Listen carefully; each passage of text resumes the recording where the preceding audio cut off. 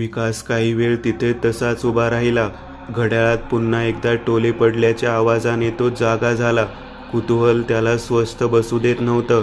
तो आता तिथून पायऱ्या चढू लागला आणि पहिल्या मजल्यावर आला.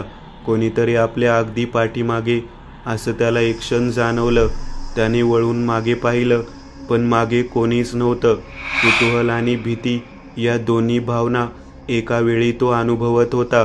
तो आता पहिल्या बेडरूमजवळ आला. खिडकीतून त्याने पहिल्या खोलीवर नजर टाकली, पण कोणीही नव्हतं. बेड रिकामा होता. लाईट चालूच होत्या. आता एक एक करत त्याने बाकीच्या सगळ्या खोल्या चेक केल्या. सगळ्याच खोल्या रिकाम्या होत्या.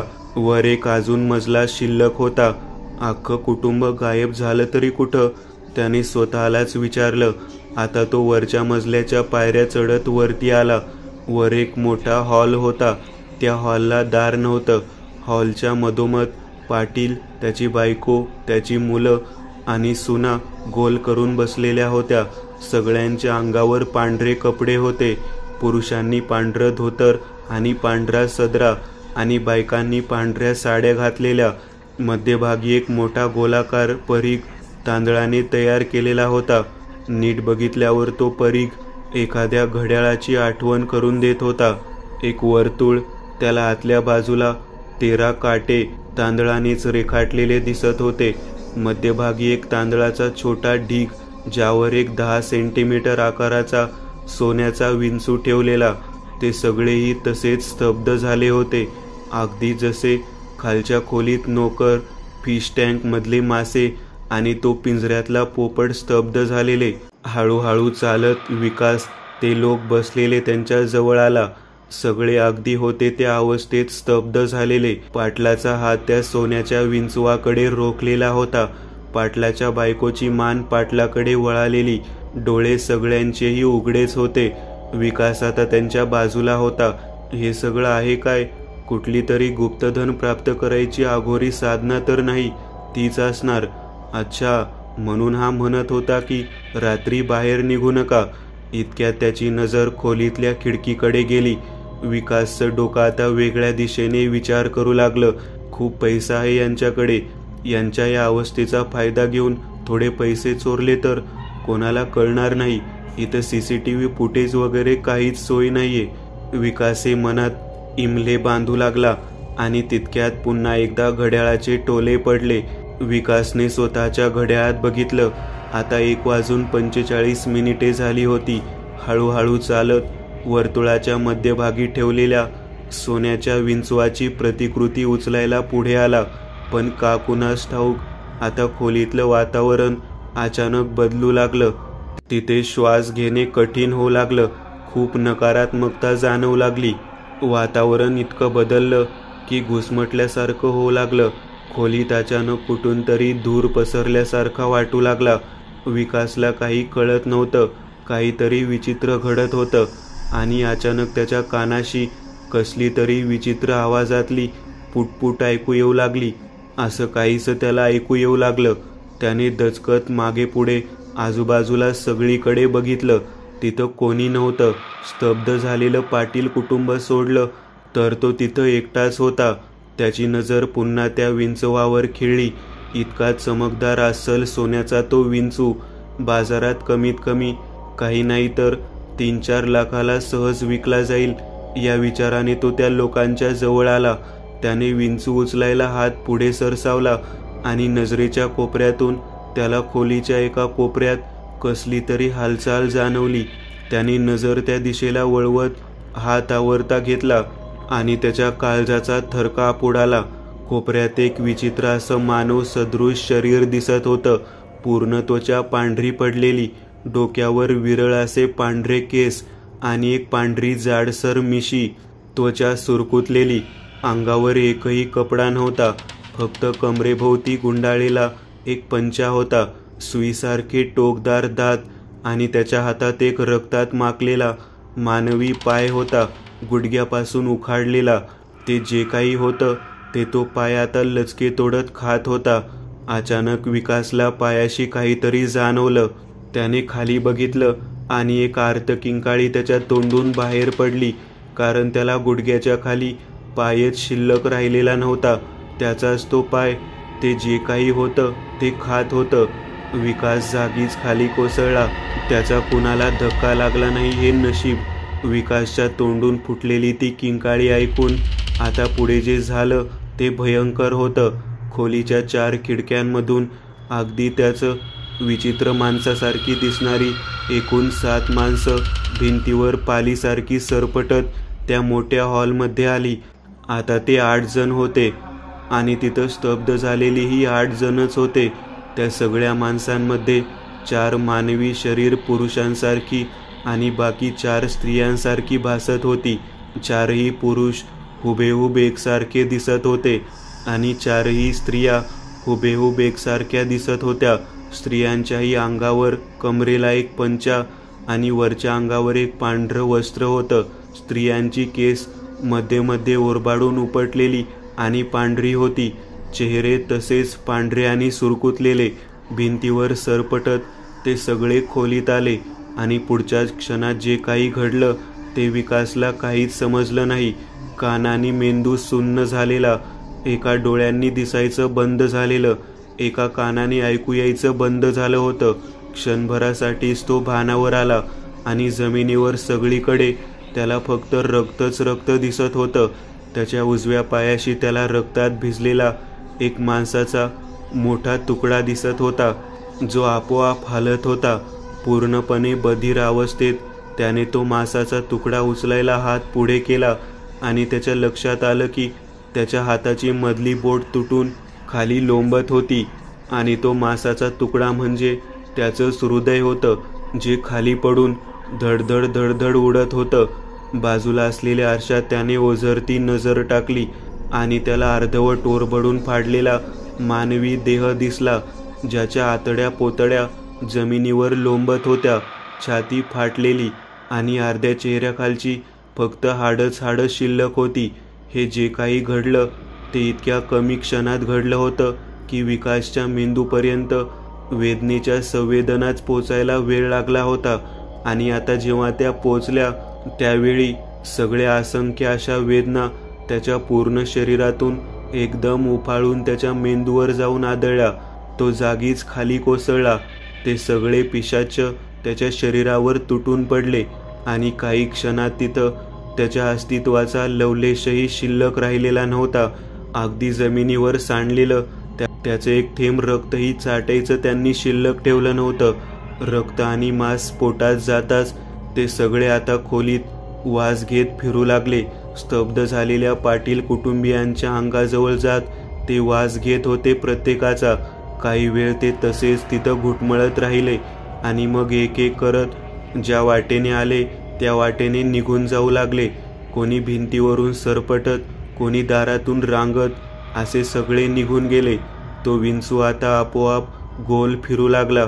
त्यातून 2 नांग्या बाहेर आल्या आणि पाटलाच्या खांद्यावर चढत तो पाटलाला डाव्या कानाच्या मागे एक दंश करत पुन्हा तांदळाच्या ढिगावर आला आणि हळूहळू ढिगात गाडला गेला. 3:13 झाली आणि घड्याळात टोले पडले. पाटील त्यांचं पूर्ण स्तब्ध झालेलं कुटुंब एकदम भानावर आलं. त्याच्या कानावर एक थंड अशी भावना त्याला जाणवली आणि चेहऱ्यावर एक हास्य उमटलं. कौल दिलंय त्याने, आजची पूजा सफल झालीये, पाटील म्हणाला आणि सगळे तिथून उठले. ते तांदूळ बाजूला करत त्याने तो सोन्याचा विंचू बाहेर काढला आणि सगळे तिथून उठून आवरून आपापल्या खोलीत आले. पाटलाने तो विंचू देव्हाऱ्यात ठेवला, पण कोणाला किंचितही कल्पना नव्हती की इथं विकास आला होता. ते सगळेच पहिल्या मजल्यावरच्या खोल्यांमध्ये आले, पण खालच्या हॉलमध्ये काळ्या मातीचा झालेला ढीग त्यांना अजून माहीतच नव्हता. खाली कोणी आलंच नाही. घड्याळ आता पुन्हा एकदा 1:13 येत बंद झालं. सकाळ झालेली. साळवी जागे झालं.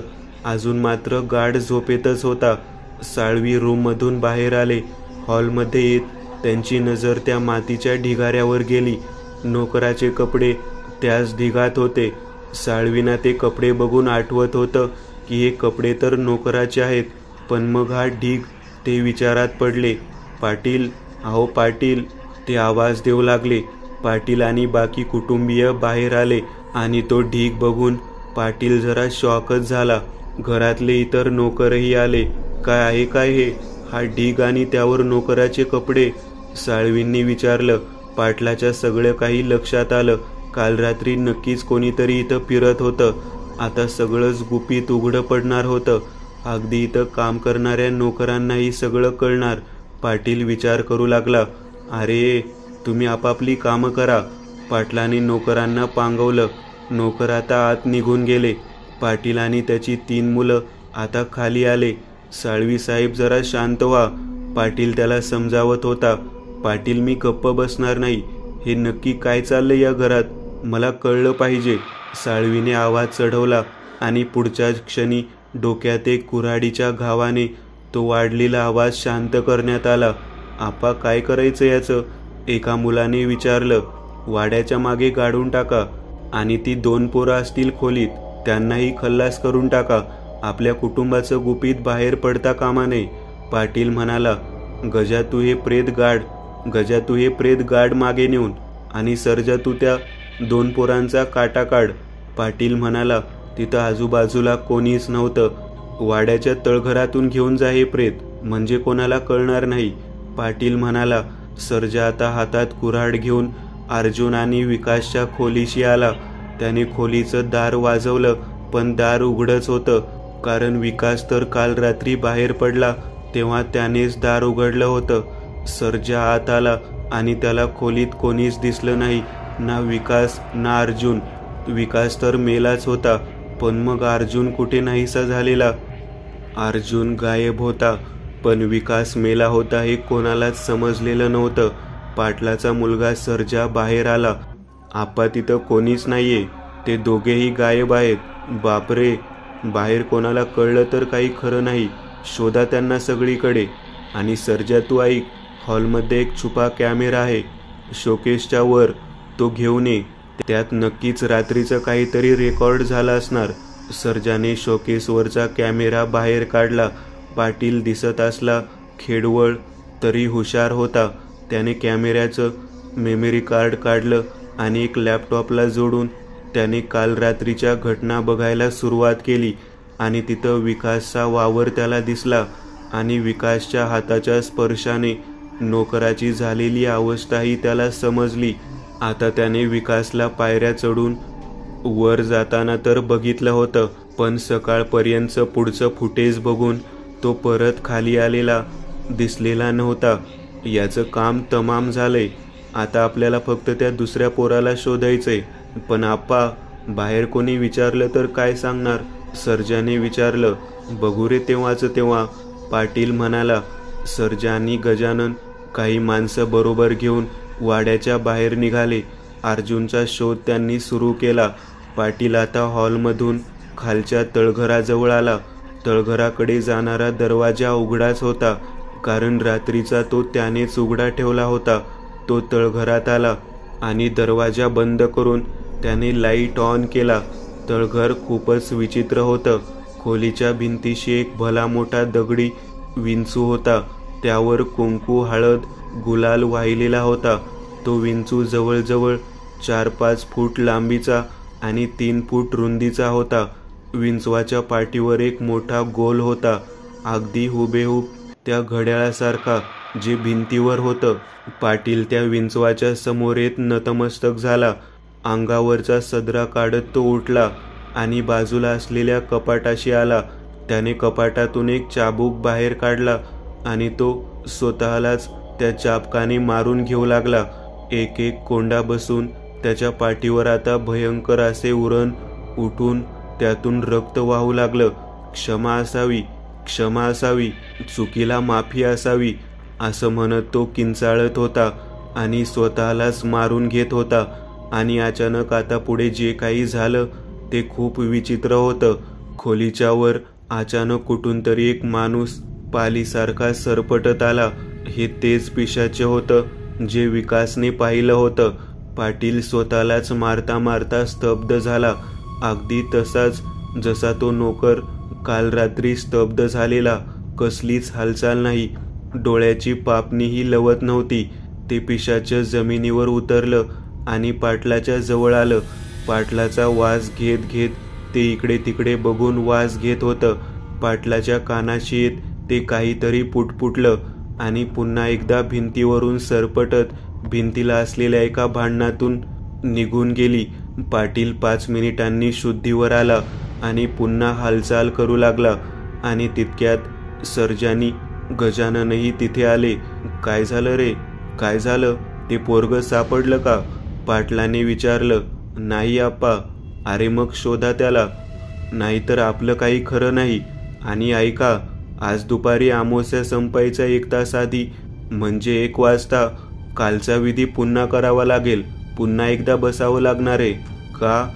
मला त्याने आत्ताच कानात येऊन सांगितलंय.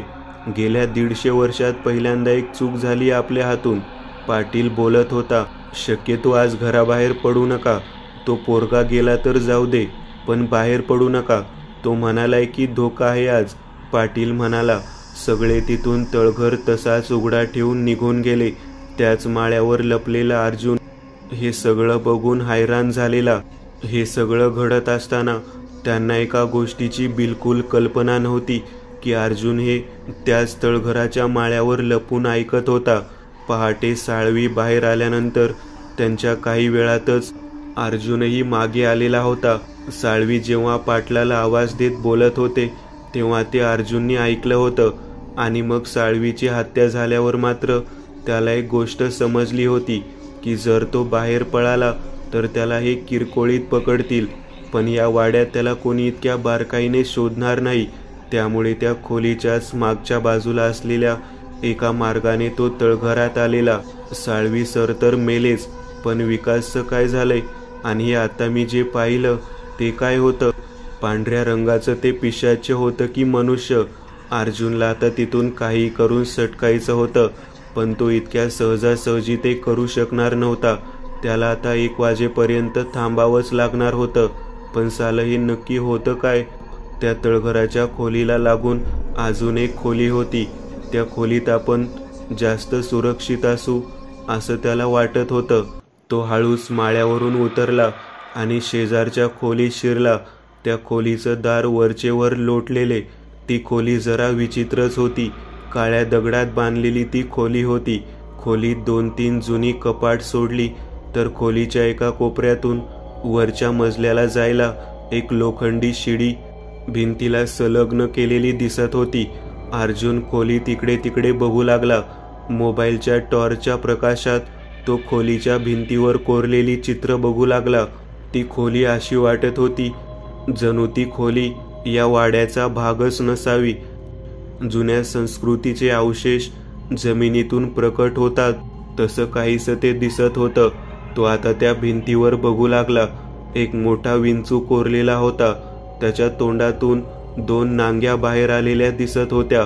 विंचू अगदी हुबेहूब तोच होता जसा तळघरातला मोठा दगडी विंचू दिसत होता. त्याच्याही पाठीवर ते तेच घड्याळासारखं गोलाकार चिन्ह होतं. विंचवाच्या भोवती गोलाकार रचनेत काही माणसांची शिल्प कोरलेली होती. आता थोडं लांब जाऊन त्याने ते शिल्प नीट पाहिलं आणि त्याला जाणवलं की त्या कोरलेल्या शिल्पात विंचवाच्या आणि त्या मानवी आकृतीच्या भोवती अगदी फिकट अशा प्रकारे पिशाच्य सदृश शिल्प कोरलेली दिसत होती. अगदी तशीच जसा त्याने तळघरात तो मानवी सदृश देह बघितला होता. त्याची नजर आता त्या विंचवाच्या पाठीवर असलेल्या गोलाकार घड्याळाकडे गेली. त्या घड्याळावर अतिशय बारीक अशा मानवी आकृती जागोजागी कोरलेल्या. अर्जुनला काही कळलं नाही. तो डोकं लावून विचार करू लागला, पण काही समजलं नाही. काही वेळ तो तिथंच लपून होता. किती वेळ झाला याचा त्याला अंदाजच आला नाही. अचानक घड्याळाचे ते टोल पडले. त्याने घड्याळात बघितलं. आता 1:15 झाले होते दुपारचे. ते अघोरी विधी कदाचित याच ठिकाणी करणार असतील तर मी पकडलो जाईल असा विचार करत तो आता शिडीने चढत चढत वरच्या मजल्यावर आला. दुसऱ्या मजल्यावर येऊन ती शिडी संपत होती. एका खिडकीतून त्याने आत नजर टाकली. आता तो त्याच हॉलमध्ये होता जिथं काल रात्री पाटील कुटुंब तो विधी करत होतं. ते सगळे स्तब्ध झालेले होते. एकूण 4 जोडपी पांढऱ्या कपड्यात आणि स्तब्ध अशी बसलेली पाहून अर्जुनचं डोकं चक्रावून गेलं. हे सगळे असे काय पुतळ्यासारखे बसलेत? आणि तितक्यात घड्याळाचे टोले पुन्हा पडले आणि मधोमध ठेवलेला सोन्याचा विंचू आता हालचाल करू लागला.